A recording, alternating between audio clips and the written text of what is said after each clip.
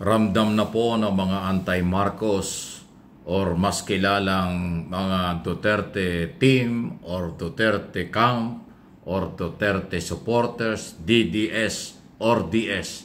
Ang kalahatan na, mga politiko, vlogger, mga lawyer, at kung ano pang mga identify. Nararamdaman na nila dahan-dahan ang paggalaw, pagsagot sa mga isyu na kanilang ipinupukol sa nakalipas na mahigit na 2 taon, halos 3 taon. Okay?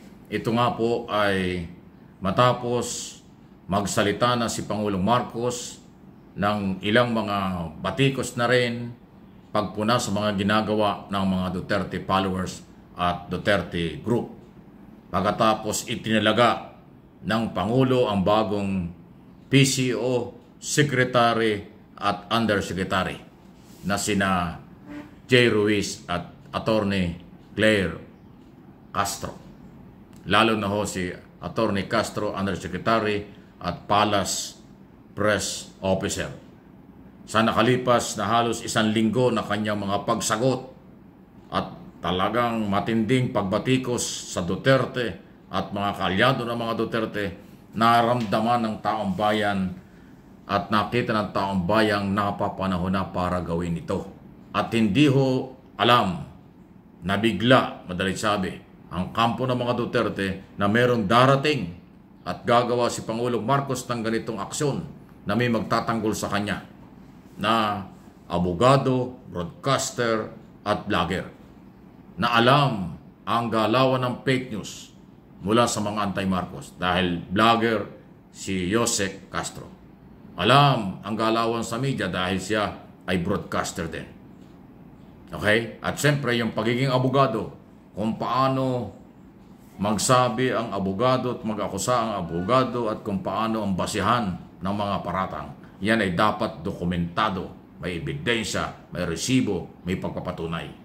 Kaya ho, ang galing ng hugot do sa tinatawag kong 3-in-1 nitong si Attorney Castro, Jose Castro, mula kay Pangulong Marcos.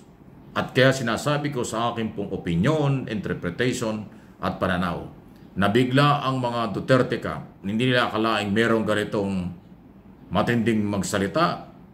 Unang batikos niya kaagad sa unang araw, unang press conference, si dating Pangulong Duterte ang tinamaan. Tapos sunod-sunod na.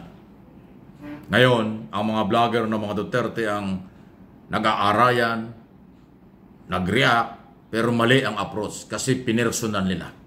Hindi sila sumabay sa issue. Sinabing mahinang abogado, attack dog daw, vlogger lang daw. Ang lahat, ang dami hong panlalait na alam naman natin ay ng linya ng kailang grupo. So, lumayo. Alam nyo, pag ang issue ay, ang pinag-usapan ay lehitimong issue, tapos bigla kayong nagbago at dinaan nyo sa personal, ibig sabihin talo kayo. Ibig sabihin wala kayong argumento. Ibig sabihin yan, wala kayong sinabi. Dahil sa totoo lang, napakahirap ilaban ng fake news.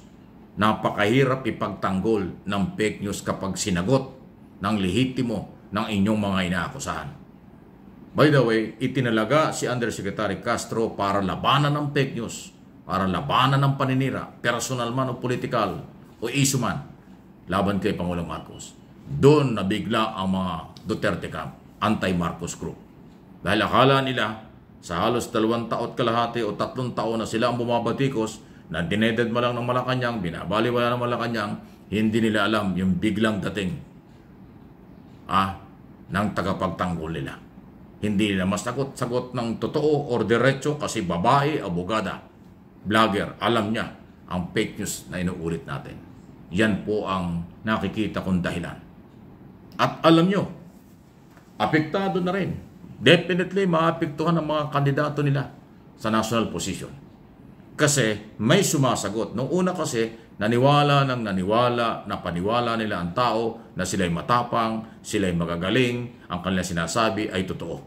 Pero nung kontrahin na, harapin na ng Malacanang, through Undersecretary Castro at ng PCO, ang kanilang mga sinasabi, wala na silang maiganti ngayon. Hindi nila maidepensa ang kanilang fake news, ang kanilang paninira nun. Kasi hinahanapan sila ng ebidensya o pagpapatunay. Kaya ang ginawa ng grupong ito, sunod-sunod na yung pagpapail ng petisyon ng kaso sa Supreme Court, kung ano-ano, ay yung mga vlogger, nagpile na ng mga libel, laban doon sa mga nag-iimbestigang congressman, kung ano-ano, i-divert nila sa issue. Nung una, hindi sila nagpapail ng mga kaso eh. Puro pambabanat lang, puro ginamit nila ang media at social media para siraan ng gobyerno. Ay hanggang doon na lang yun. Nagsawa na, paulit-ulit. At ang tao hindi naniniwala sa kanila. Tapos sumagot na nga ang gobyerno, ay laglag talaga. Naubusan sila ng bala. At napakahirap po talagang ilaban. Mahirap masustain, mahirap mapanatili kung fake news ang dala-dala. Dahil pag hinanapan ka ng ebidensya, hinanapan ka ng totoong argumento nyo, hindi nyo mailalabas yan. Dahil ang fake news, hindi yan magtatagumpay ng another fake news. Samantalang ang katotohanan, kahit anong anggulo, kahit anong debate, kahit anong pagtalakay, kahit anong oras, lalabas at lalabas ang totoo kasi totoo. Ang fake news, kahit anong baluktot, kahit anong paliwanag, fake news pa rin. At doon nagkamali sila sa aking pong analysis. Nagkamali sila, nakala nila kayang-kaya nilang pabagsakin ng gobyerno sa loob ng halos 3 taon ng kanilang pamimersonal paninira. Hindi po, bumalik sa kanila. Kita nyo, naginawa ko na nga isang video kahapon ba yun? Na doon sa mga survey sa Davao, mas gusto na ng mga taga Davao City ay Nograles ang maghawak ng mayor, pagiging mayor at congressman. Yung magkapatid na Nograles against mag-amang Duterte. Diba? Yan na ho yung nangyari. At ang epekto nito sa kanilang national candidate, na kung yung mapapansin, ayaw ko ng pangalanan, halos nagkakanya-kanya na sila. Hindi nga kumpleto silang 12 senador candidate, nagkanya-kanya pa. Kasi ultimo doon sa issue ng West Philippine Sea, hindi sila nagkakasundo. Yung grupo ng iba, ayaw sa West Philippine Sea, wala nang pakialam. Yung iba naman, naglalaro-laro. Hindi naman makiliti ang tao. Dahil ang pangkalatang paniniwala ng nakakaraming Pilipino, butanteng Pilipino, tunay na Pilipino, lalo na mga Marcos loyalists at supporters, silang grupo ay pro-China. Yan ang kanilang paratang at paniniwala. Napakahirap maliin nun. Kasi masyadong agresibo ang pang-aagaw, pang-haras ng China sa West Philippine Sea. Pero hindi nila may pagtanggol. Anong klaseng mga politiko yan?